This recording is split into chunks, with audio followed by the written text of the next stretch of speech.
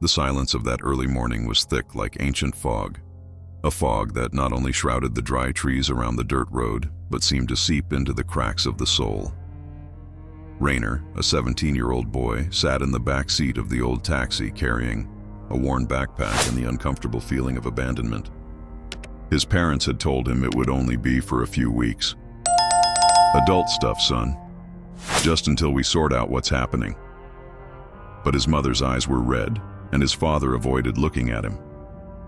Something was wrong. The taxi stopped in front of a property surrounded by a stone wall covered in ivy. An iron gate creaked as if screaming against time. Rainer got out. The driver didn't even wait for him to close the door. He sped off as if fleeing the place. The house was old, its tall windows resembling tired eyes.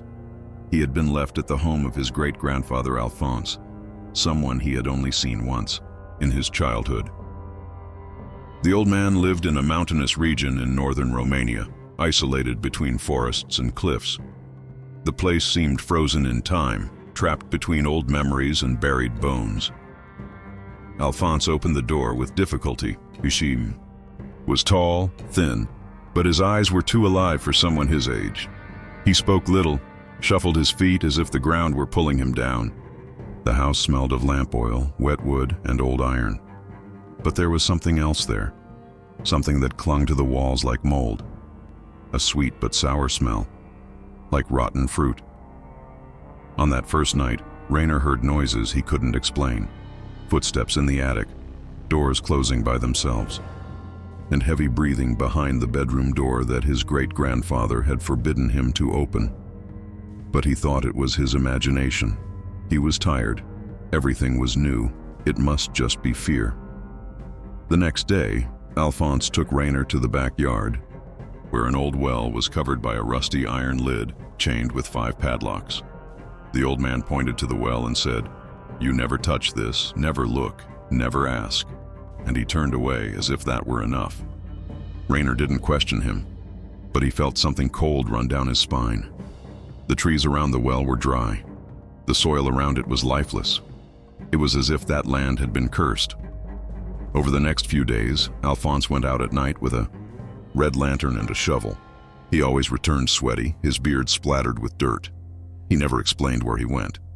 Rainer tried to follow him once but got lost in the forest and only managed to return by following the sound of music, a lullaby coming from nowhere.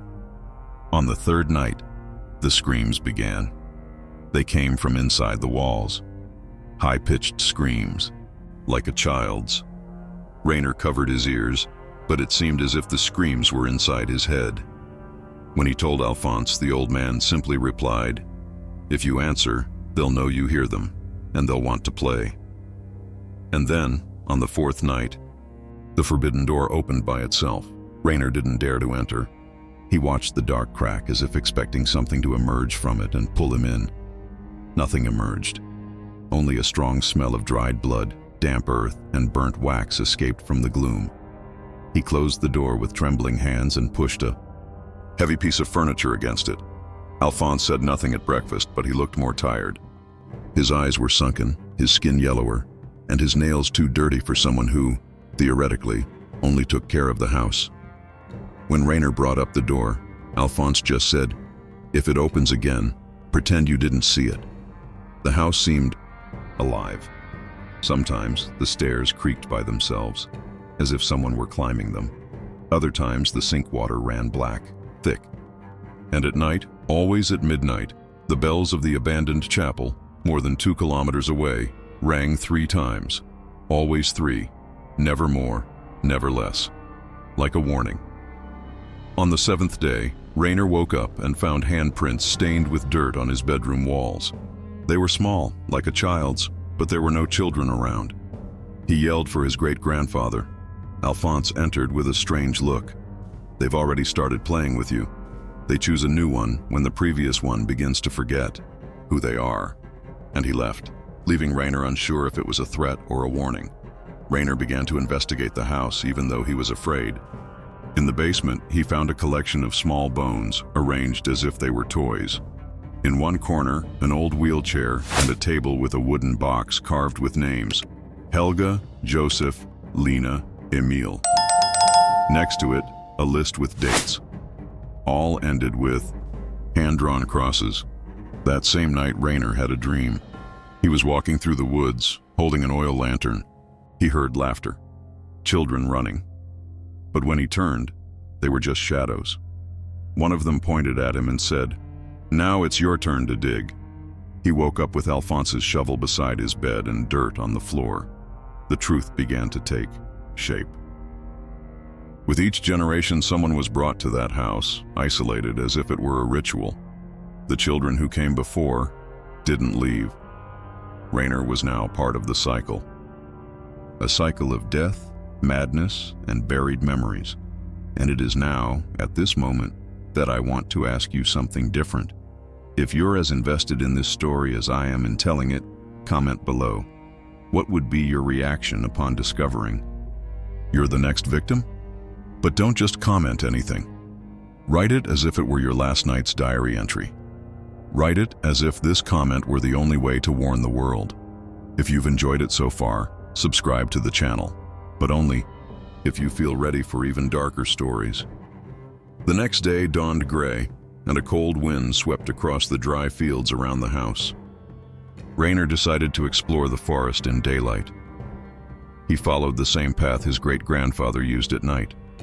He found deep tracks in the earth, as if someone were dragging something heavy, perhaps a body.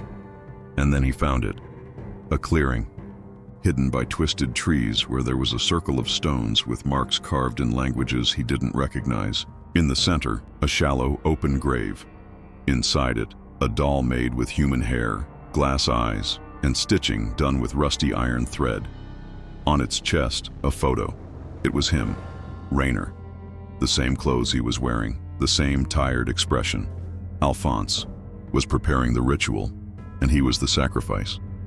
He ran back, stumbling over branches, scratching himself, almost losing his breath. When he entered the house, Alphonse was waiting for him in the living room with a serene, strange smile, like someone who knows the end is already written. "I thought it would take you longer to understand," the old man said, "but there's still time." That night, the forbidden door was open again. Rainer entered. Inside, he found a kind of sanctuary, shelves with jars containing preserved human parts, books made with stitched skin, candles that burned with a blue flame. In the center of the room, an old mirror framed with children's bones. When Rainer looked at his reflection, it wasn't him. It was another boy, different, with the same eyes. And then another, and another, all looking back, all who came before. And behind them, the shadow, the one who played with everyone. Rainer ran, went upstairs, locked the bedroom. But it was too late. The house was alive, and he was part of it. Alphonse knocked on the door. "It's today, my grandson. It's your turn to feed the memory." The following days were marked by a heavy silence, as if the forest itself around the house was waiting for something no one dared to name. Rainer felt the weight of the invisible gaze, and every shadow seemed to carry an ancient whisper. That night, his great-grandfather woke him with a firm touch on his shoulder, his voice hoarse and urgent. "Today is the time, boy. You need to understand what this house truly is." Without much more explanation, Alphonse picked up an old, worn, leather-bound book with strange symbols and yellowed pages and led him to the basement. Downstairs, between the damp walls, the flickering lamplight revealed drawings that looked like maps, rituals, and notes in shaky handwriting. This book was written by your great-great-grandfather, a man who tried to imprison what exists here, but failed. Each generation, this curse renews itself, trapping a new soul to keep the ancient power alive. The house, the well, the children, everything is part of an infernal cycle that only ends with blood. Rainer felt the weight of these words like a sentence. The cold spreading through his body was more than fear. It was the recognition of destiny. That night, Alphonse led him to the well. With a heavy gesture, the old man unlocked the rusty padlocks. The air that rose from the well was dense, almost suffocating, laden with a putrid smell of forgotten death. "You will go down," only then can you understand. Rainer swallowed his fear and, with his great-grandfather's help, descended a rope, ladder that creaked with every movement. The well was not just a hole. It was a passage, a portal to something that reality should never touch. Down below, the walls were covered with ancient symbols, written in dried blood. Absolute silence reigned, but the echo of something alive reverberated in every stone. Rainer felt eyes on him, many invisible eyes, judging, waiting. Then, voices began to form, whispers laden with hatred, pain, and a desire for revenge. He saw shadows twisting, distorted faces, and hands trying to reach him from the depths of the well. One of the whispers spoke his name, pleading for liberation, asking for help, threatening. When he managed to climb back up, stumbling, he realized that something inside him had changed. A shadow now lived in his chest. Alphonse, with a sad and resigned look, said, "You are no longer just you, boy. Now you are part of the house, and the house never lets anyone leave." His great-grandfather handed him a small rusty key, saying it was the only thing capable of containing the darkness, but only for now. The days that followed were filled with growing despair. Rainer began to feel the presence of the children, their laments and dark laughter filling every corner of the house. It was impossible to sleep, impossible to escape. The house slowly consumed him, and the boy knew that soon he would have to choose, be the next victim or break the cycle, even if it meant losing his own soul. Want to know how this story ends? If you're feeling that chill down your spine, the sensation of not being alone in the dark, leave a comment below with what your strategy would be to try and escape this terrible fate. Don't just say, "I'd run." Think about what you'd do with what you have: intelligence, courage, or even madness. Oh, and if you haven't already, take the opportunity to subscribe to the channel. Here, there's no beating around the bush. Just stories that stick to your skin and make you look back when the lights go out. The air in the house was heavy, almost palpable, as if every wall had absorbed all the horrors of the past and was slowly releasing them into the atmosphere. Rainer knew he could no longer run. The rusty key burned in his pocket, a constant reminder of the weight he carried. That night, he decided to face whatever was there, once and for all. With the lantern in one hand and the key in the other, he walked to the forbidden bedroom door, which remained closed but vibrated as if something on the other side was alive, hungry. As he turned the key in the lock, the metallic sound echoed like a suppressed scream. The door opened to reveal a cold room, completely different from the rest of the house. The walls were black, as if covered by a solid shadow, and in the center was a circle of human bones, carefully arranged. In the middle of the circle, an old box made of dark wood seemed to pulse with a dark energy. Rainer felt invisible hands grabbing his ankles, pulling him into the circle. He fell. The floor seemed to suck his soul, and ancient voices filled the room, singing a melody of pain and sacrifice.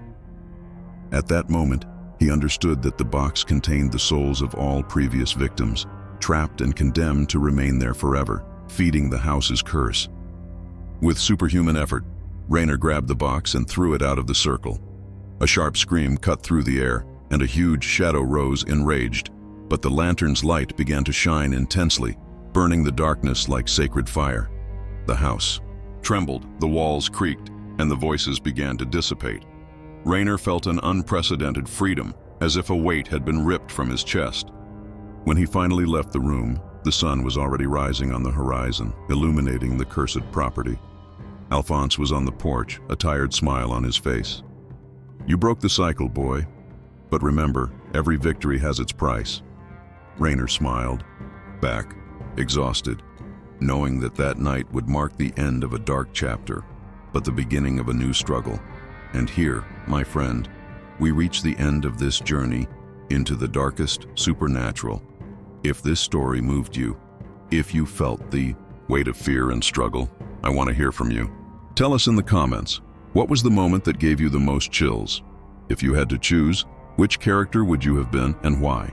And of course, subscribe to the channel so you don't miss any of these stories that seem to invade our deepest dreams. Share your own experiences, your stories that perhaps no one has heard yet. Because here, in this community, fear is real, but we are also strong together. I hope you enjoyed this dive into the shadows.